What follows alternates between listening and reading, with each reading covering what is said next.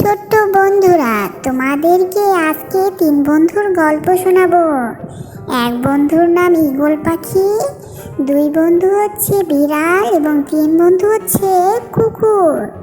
তারা 3 জনই একটা গাছে বসবাস করত। গাছের উপরে থাকতো ঈগল পাখি তাদের বাচ্চাকে নিয়ে, গাছের নিচে থাকতো কুকুর তার বাচ্চাদের নিয়ে, এবং মাঝখানে বিড়াল থাকতো তাদের বাচ্চাকে নিয়ে। তারা 3 জনই একটা গাছেই বসবাস করত।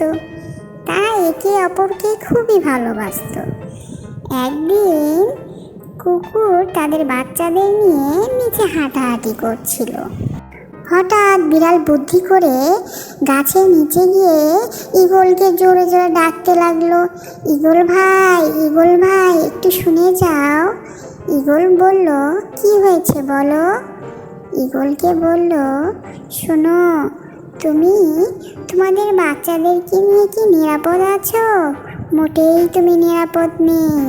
তুমি জানো এই গেছো কুকুরটা মাটির নিচে মাটি খুঁড়ে গাছের শিকড় সব কেটে ফেলবে। তখন তুমি তোমার বাচ্চাদের নিয়ে কোথায় যাবে? গাছটা তো মরেই যাবে এবং নিচে পড়ে যাবে।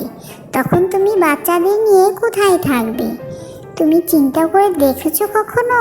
আমার তো কষ্টই লাগছে তোমার কথা চিন্তা করে। কি করবে বলো?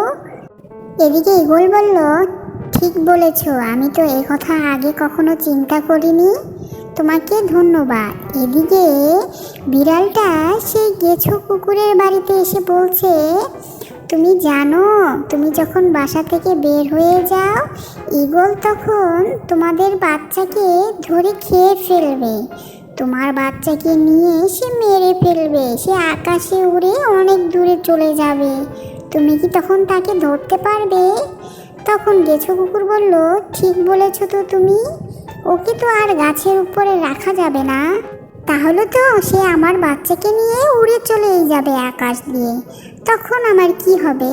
একদিন গেছো কুকুরটা দেখতে পেল তার বাড়ির জিনিস ভাঙাচোরা হয়ে পড়ে আছে। তখনই সে চিন্তা করলো, এ নিশ্চয়ই ঈগল পাখির কাজ।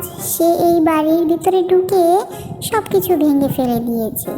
তাই সে কোথাও না গিয়ে বাড়ির সামনে হাঁটাহাঁটি করতে থাকে আর চিন্তা করতে থাকে, ঈগল পাখি তো তাদের বাচ্চাকে খেয়ে একদম ঘুমিয়ে পড়ে যাবে, সে অনেক মোটা তাজা হয়ে যাবে, আমার বাচ্চাদের সব কিছু খেয়ে ফেলবে।